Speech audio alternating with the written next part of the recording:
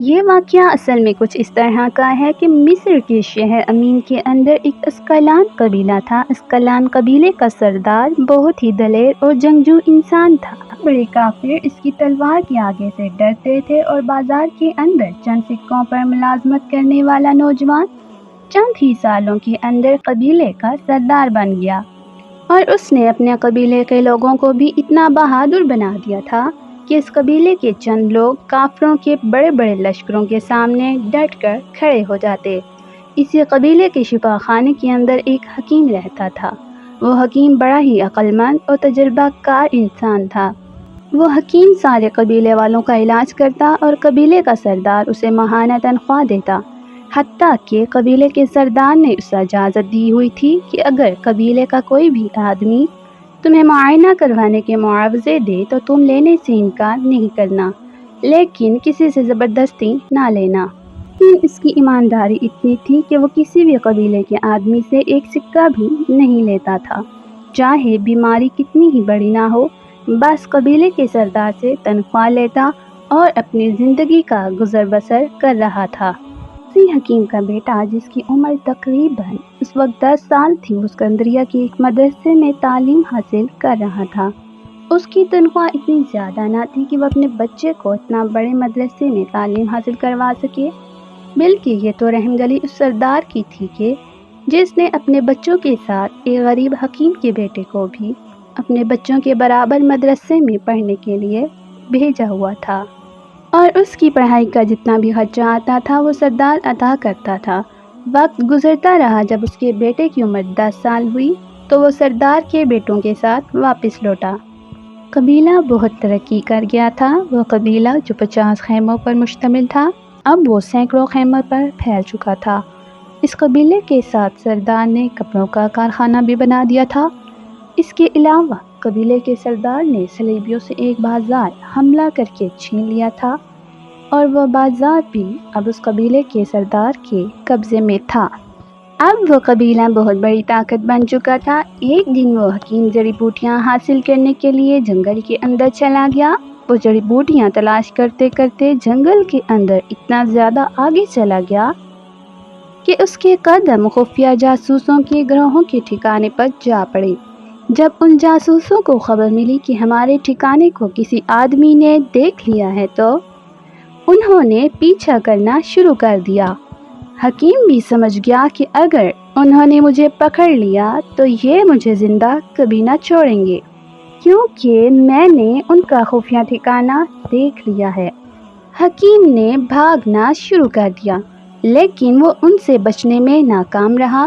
چند ہی لمحوں کے اندر ان خفیہ جاسوسوں کے گروہوں نے ان کو پکڑ لیا اور اس کو اتنا زخمی کر دیا کہ وہ قبیلے کے اندر بڑی ہی مشکل سے پہنچا، اور شفا خانے کے اندر خون میں لت پت پڑا تھا۔ دوپہر کا وقت تھا، سب لوگ اپنے اپنے خیموں میں آرام کر رہے تھے۔ اتنے میں حکیم کا بیٹا کسی کام سے جب واپس اپنے گھر آیا تو دیکھا کہ خیمے کے اندر اس کا باپ نہیں تھا۔ جب وہ شفا خانے کے اندر گیا تو جو اس نے منظر دیکھا، اس کے ہوش اڑ گئے۔ اس نے اپنے باپ کو خون میں لت پت پڑا دیکھا تو اسے ایک زوردار جھٹکا لگا اور وہ وہیں گر کر بے ہوش ہو گیا۔ جب واپس ہوش میں آیا تو حکیم نے قبیلے کے سردار کو بتایا، حضور، حکیم صاحب کا بیٹا ایک بہت بڑی صدمے کا شکار ہوا، اور اس صدمے نے سیدھا اس کے دماغ پر اثر کر دیا۔ اب یہ اپنی زندگی میں کبھی شاید بول بھی نہیں سکے گا، کیونکہ اب اس کے اندر بولنے کی خواہش ختم ہو چکی ہے۔ یہ خود چاہ کر بھی نہیں بولے گا، اور اس کا دماغ پہلے کی طرح نہیں رہے گا۔ یہ سن کر سردار بڑا پریشان ہو گیا، کیونکہ ایک طرف اس نے اپنے وفادار حکیم کو کھو دیا تو دوسری طرف اس حکیم کی آخری نشانی جو کہ اس کا بیٹا تھا، وہ بھی اب معذور بن چکا تھا۔ سردار بڑا پریشان ہوا، اور پھر حکیم صاحب نے اسے بتایا کہ سردار صاحب، آپ نے اس نوجوان کی خاص حفاظت کرنی ہے، کیونکہ جب یہ ہوش میں آئے گا تو اس کا جہاں دل کرے گا یہ چلا جائے گا، جو دل کرے گا وہی کرے گا، کسی کی بات سنے گا نہ ہی کسی کی سمجھے گا۔ بس آپ نے اگر اس کی حفاظت نہ کی تو یہ بہت بڑا نقصان بھی کر سکتا ہے۔ یہ سن کر سردار نے حکم دیا کہ اس نوجوان کے خیمے کے ارد گرد سپاہی تعینات کر دیے جائیں۔ اب سپاہی تعینات کر دیے گئے۔ وقت گزرنے لگا۔ تقریباً 1 سال تک تو قبیلے کے سردار نے اس کو خیمے کے اندر سے نکلنے پر پابندی لگائے رکھی اور ساتھ ہی ساتھ میں اس کا علاج بھی چلتا رہا، لیکن شاید اس کے دماغ پر اپنے باپ کا اتنا بڑا صدمہ ہوا کہ کوئی بھی دوا اس پر اثر نہیں کر رہی تھی۔ ایک دن سردار کسی کام سے باہر گیا تو واپس آیا تو سپاہی نے بتایا کہ سردار صاحب، حکیم کے بیٹے نے اچانک ہمارے سپاہیوں پر حملہ کیا اور ہمارے کچھ سپاہیوں کو زخمی کر کے بھاگ گیا۔ یہ خبر سنتے ہی سردار نے سپاہی دوڑا دیے، خود بھی تلاش کرتا رہا لیکن حکیم کا بیٹا نہ ملا۔ وقت گزرتا رہا، چند سال گزر گئے لیکن سردار کو حکیم کا بیٹا نہ ملا۔ وہ سمجھ گیا کہ شاید اب وہ اس دنیا میں نہیں رہا ہوگا، لہٰذا اب اس کو تلاش کرنے کی بالکل ضرورت نہیں۔ وقت گزرتا رہا، کوئی نہیں جانتا تھا کہ اس حکیم کا بیٹا جس کو سردار مردہ سمجھ چکا ہے وہ مرا نہیں ہے، بلکہ ایک اندھیری گوفا کے اندر رہنے والی بوڑھی عورت کے پاس رہتا ہے۔ ہوا کچھ یوں تھا کہ جب وہ نوجوان قبیلے سے بھاگا تو وہ دوڑتا دوڑتا جنگل میں جا گھسا تاکہ اس کو سپاہی نہ پکڑ لیں۔ اسی جنگل کے اندر ایک بڑھیا اپنے گھر میں جلانے کے لیے لکڑیاں اکٹھی کر رہی تھی۔ اس نے ایک نوجوان کو بھاگتے ہوئے دیکھا تو پوچھا، ارے بیٹا، کیوں بھاگ رہے ہو؟ جب اس نے بڑھیا کے منہ سے بیٹا جیسا الفاظ سنا تو وہ وہیں رک گیا، بڑھیا کی طرف کھینچا چلا گیا۔ بڑھیا نے پوچھا، بیٹا کیوں بھاگ رہے تھے؟ وہ نوجوان خاموش۔ بڑھیا سمجھ گئی کہ یہ معذور آدمی ہے، لہٰذا بڑھیا نے اسے اشارہ دیا اور کہا، کیا تم میرے ساتھ چلنا چاہو گے؟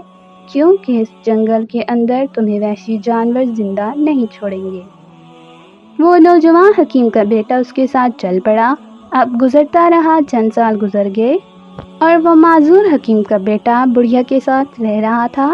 سارے علاقے کے لوگ نہیں جانتے تھے کہ بڑھیا کے پاس رہنے والا نوجوان اس حکیم کا بیٹا ہے، کیونکہ اس بڑھیا کا گھر قبیلے سے بہت زیادہ فاصلے پر موجود تھا، لہٰذا گاؤں کے لوگ اس کو بڑھیا کا بیٹا سمجھتے اور اسے پاگل سمجھتے۔ ایک دن سلطان صلاح الدین ایوبی رحمۃ اللہ علیہ اسکندریہ کی طرف جا رہے تھے، کیونکہ اسکندریہ کے اندر ایک درگاہ تھی اور سلطان معظم ہفتے کے ایک نہ ایک دن ضرور اس درگاہ میں جاتے اور حاضری دیتے۔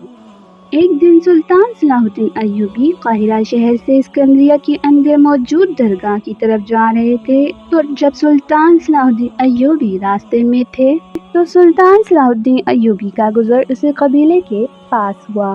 سلطان صلاح الدین ایوبی نے دیکھا کہ سلطان کے راستے میں بڑے بڑے پتھر پڑے ہوئے تھے۔ اتنے بڑے تو نہ تھے کہ جس سے کوئی زیادہ نقصان ہو جاتا، لیکن ہاں سلطان صلاح الدین ایوبی کے گھوڑے گر سکتے تھے۔ یہ دیکھ کر سلطان صلاح الدین ایوبی نے گھوڑوں کو روکا اور دیکھا تو ایک ملنگ نوجوان بھاگ رہا تھا۔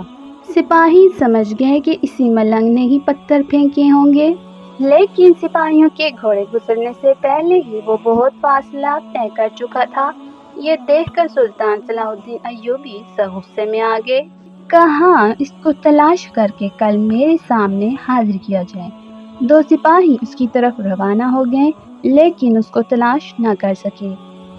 اب اگلے ہفتے سلطان صلاح الدین ایوبی معمول کے مطابق درگاہ کی طرف جا رہے تھے تو پھر سے اچانک سلطان نے دیکھا کہ جب سلطان صلاح الدین ایوبی اسی راستے سے گزرے تو دیکھا کہ درگاہ کی طرف جانے والے راستے میں پتھر پڑے ہوئے تھے۔ اب سلطان نے دیکھا کہ وہی ملنگ نوجوان بھاگ رہا تھا۔ سلطان نے حکم دیا کہ اس کو پکڑ کر لاؤ۔ سپاہی دوڑتے گئے اور اس کو پکڑ لیا اور سلطان کے پاس لائے۔ سلطان صلاح الدین ایوبی نے پوچھا، تم کون ہو؟ لیکن اس نے آگے سے کوئی جواب نہیں دیا۔ اس کی حالت بالکل نہیں بتاتی تھی کہ وہ کوئی معذور آدمی ہے، بلکہ وہ تو ایک خوبصورت نوجوان تھا، لیکن وہ بول کچھ نہیں رہا تھا۔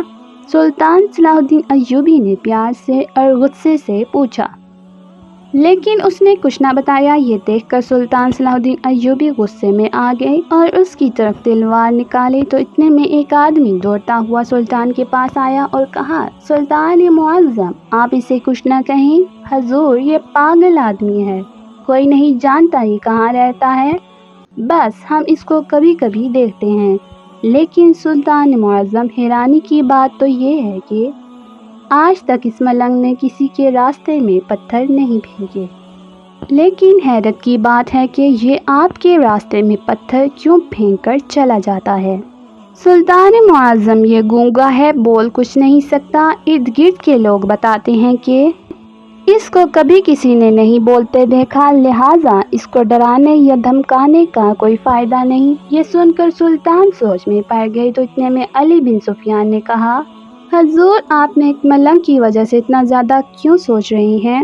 سلطان نے کہا کہ یہ مجھے نوجوان بہت پریشان لگتا ہے اور بے شک یہ میرے راستے میں پتھر بلا وجہ نہیں پھینکتا، اس کے پیچھے کوئی بڑی وجہ ہے۔ علی بن سفیان نے کہا، نہیں سلطان معظم، ہمیں اپنی منزل کی طرف جانا چاہیے، بس یہ تو ملنگ آدمی ہے، اس کا کیا جاتا ہے۔ سلطان نے اس ملنگ کو چھوڑ دیا اور اپنی منزل کی طرف روانہ ہو گئے۔ اب وقت گزرنے لگا، لیکن ہر ہفتے جب بھی سلطان صلاح الدین ایوبی اس درگاہ والے راستے سے گزرتے تو وہ ملنگ آدمی پتھر پھینک کر چلا جاتا، لیکن سلطان صلاح الدین ایوبی اس کو جانے دیتے، کبھی کچھ نہ کہتے۔ لیکن حیرانی کی بات تو یہ تھی کہ وہ کچھ نہیں بولتا تھا۔ ایک دن سلطان صلاح الدین ایوبی پریشانی کے عالم میں بیٹھے تھے، اتنے میں علی بن سفیان آپ کے پاس آیا اور کہا، سلطان معظم، آپ کی پریشانی کی وجہ پوچھ سکتا ہوں؟ سلطان نے کہا، اے علی، تم جانتے ہو میری پریشانی کی وجہ وہ ملنگ ہے جو میرے راستے میں ہمیشہ پتھر پھینک کر چلا جاتا ہے۔ یہ سن کر علی بن سفیان نے کہا، حضور، آخر آپ اس معاملے میں اتنا زیادہ کیوں سوچ رہے ہیں؟ میں نے آپ کو بتایا کہ وہ ایک ملنگ ہے۔ سلطان نے کہا، نہیں، اس کے پیچھے بہت بڑی وجہ ہے۔ یہ سن کر علی بن سفیان نے کہا، حضور، کیا وجہ ہو سکتی ہے؟ سلطان نے کہا کہ اگر وہ ملنگ ہوتا تو اس جگہ سے کئی مسافر گزرتے ہیں، بڑے بڑے لشکر گزرتے ہیں، اس نے کبھی کسی کو ایک کنکر بھی نہیں مارا، تو وہ میرے راستے میں پتھر کیوں پھینکتا ہے؟ یہ سن کر علی بن سفیان بھی سوچنے لگ گیا اور کہا، حضور، پھر اس معاملے کا کیا کیا جائے؟ تو سلطان صلاح الدین ایوبی رحمۃ اللہ علیہ نے کہا، کل جب میں اس راستے سے گزروں گا اور اگر اس بار بھی اس ملنگ نے اس راستے سے پتھر پھینکے تو میں اس کا تعاقب کروں گا اور دیکھا جائے گا کہ آخر وہ کہاں رہتا ہے اور آخر اس کے پیچھے ماجرا کیا ہے۔ علی بن سفیان خاموش ہو گئے۔ اگلے دن سلطان صلاح الدین ایوبی اسکندریہ کی طرف جا رہے تھے۔ جب سلطان صلاح الدین ایوبی اسی راستے پر پہنچے تو سلطان نے دیکھا کہ پہلے کی طرح وہ نوجوان سلطان کے راستے میں پتھر پھینک کر بھاگ رہا تھا۔ سپاہی اس کی طرف لپکنے لگے تو سلطان نے ہاتھ کے اشارے سے روک دیا۔ سلطان نے اپنے گھوڑے کو روک دیا اور پیدل چلتے چلتے اس کا تعاقب کرنے لگے۔ اب سپاہی سلطان صلاح الدین ایوبی کے پیچھے، سلطان آگے اور وہ ملنگ سلطان کے آگے بڑھتا ہوا جا رہا تھا۔ اس ملنگ کو کچھ نہیں پتا تھا کہ سلطان صلاح الدین ایوبی اس کا پیچھا کر رہے ہیں۔ وہ دوڑتا دوڑتا ایک گھنی جھاڑیوں کے درمیان گزرتا ہوا ایک اندھیر غار کے اندر داخل ہوا۔ سلطان صلاح الدین ایوبی حیران ہو گئے کہ آخر یہ ملنگ نوجوان اس اندھیر غار کے اندر کیا کرنے کے لیے جا رہا ہے۔ سلطان صلاح الدین ایوبی تھوڑی دیر کے لیے رک گئے اور سوچنے لگے، کہیں یہ دشمن کی کوئی چال تو نہیں؟ ہو سکتا ہے کہ دشمن نے اس غار کے اندر میرے لیے گھات لگائی ہو اور وہ مجھے اپنے جال میں پھنسانا چاہتے ہوں۔ سلطان صلاح الدین ایوبی سوچنے لگے، لیکن پھر سلطان نے دیکھا کہ اس غار کے ارد گرد صرف ایک ہی پاؤں کے نشان تھے، لہٰذا سلطان سمجھ گئے کہ اس غار کے اندر اور کوئی داخل نہیں ہوا، بس یہی نوجوان آتا جاتا ہے۔ سلطان صلاح الدین ایوبی نے اپنی مہارت سے اسی وقت پتہ لگا لیا کہ یہ کوئی گھات نہیں ہے، لیکن جیسے سلطان صلاح الدین ایوبی نے اندر قدم رکھا تو سلطان کے رونگٹے کھڑے ہو گئے۔ سلطان صلاح الدین ایوبی نے دیکھا کہ اس غار کے اندر ایک خستہ حال بستر پر ایک بڑھیا پڑی ہوئی تھی۔ شاید یہ وہی بڑھیا تھی جو اس ملنگ کو جنگل سے پکڑ کر لے گئی تھی، لیکن وہ اب اتنی بیمار ہو چکی تھی کہ اس کی دیکھ بھال کرنے کے لیے کوئی نہیں تھا۔ اتنے میں سلطان صلاح الدین ایوبی کے سپاہی اور اس غار سے تھوڑا سا فاصلے پر موجود رہنے والے آبادی کے چند لوگ سلطان کے سپاہیوں کے ساتھ اس غار کے دہانے پر پہنچے۔ جب انہوں نے بوڑھی عورت کو دیکھا تو بتایا، سلطان معظم، آج سمجھ آ گیا کہ یہ فقیر آپ کے راستے میں پتھر کیوں پھینکا کرتا تھا، کیونکہ اس کی بوڑھی ماں جب بیمار ہوئی تو اس کی عیادت کرنے والا کوئی نہیں تھا۔ وہ بس بستر مرگ پر پہنچ گئی اور کوئی اسے پانی پلانے والا نہیں تھا۔ بے شک یہ پاگل ہے، کچھ نہیں سمجھ سکتا، لیکن یہ اپنی ماں کا درد ضرور سمجھ سکتا تھا، اور یہ اسی وجہ سے آپ کے راستے میں پتھر پھینکا کرتا تھا، کیونکہ یہ جانتا تھا کہ آپ ہی اس کی مدد کر سکتے ہیں۔ کوئی بھی اس کی مدد نہ کرتا، کیونکہ سب اس کو پاگل سمجھتے ہیں، اور یہی وجہ تھی کہ یہ آپ کے راستے میں پتھر پھینکتا تاکہ آپ اس کا پیچھا کرتے ہوئے اس غار تک پہنچیں گے تو اس کی مدد کریں گے۔ سلطان صلاح الدین ایوبی نے اسی وقت حکم دیا کہ شاہی حکیم کے پاس اس بوڑھی عورت کو اٹھا کر لے جائیں۔ سپاہی نے اسی وقت اٹھایا اور شاہی حکیم کے پاس لے گئے۔ شاہی حکیم نے اس کا علاج کیا۔ بوڑھی عورت کی صحت چند دنوں کے بعد بہتر ہونے لگی۔ اس کے بعد اس بوڑھی عورت نے سلطان صلاح الدین ایوبی کو اس ملنگ کی مکمل کہانی سنائی۔ اس کو بتایا کہ کس طرح یہ قبیلے کے حکیم کا بیٹا ہے اور کس طرح اپنے باپ کو خون میں لت پت دیکھ کر یہ پاگل ہو گیا تھا، اور یہ تقریباً 10 سالوں سے میرے پاس رہ رہا تھا۔ یہ سن کر سلطان صلاح الدین ایوبی نے شاہی حکیم کو کہا، تم کچھ بھی کرو، اس نوجوان کا علاج شروع کر دو۔ میں اس کو ٹھیک ٹھاک حالت میں دیکھنا چاہتا ہوں، کیونکہ اس کو اپنے غریب باپ نے بڑی ہی محنت سے پڑھایا، لیکن اس کی ساری محنت پر پانی پھر جائے گا اگر یہ اپنی زندگی میں دوبارہ واپس نہ لوٹ سکا۔ شاہی حکیم نے اس کا علاج شروع کر دیا، اور بہت سی روایات میں ملتا ہے کہ چند ہی ماہ کے اندر وہی نوجوان پھر بہت بڑا عالم بن گیا، بڑے بڑے مدارس میں پڑھانے لگا، اور اسی وجہ سے وہ اپنی عقل مندی کی وجہ سے نہ صرف اس نے اپنی ماں کی جان بچائی، بلکہ اپنی زندگی میں پھر سے لوٹ آیا۔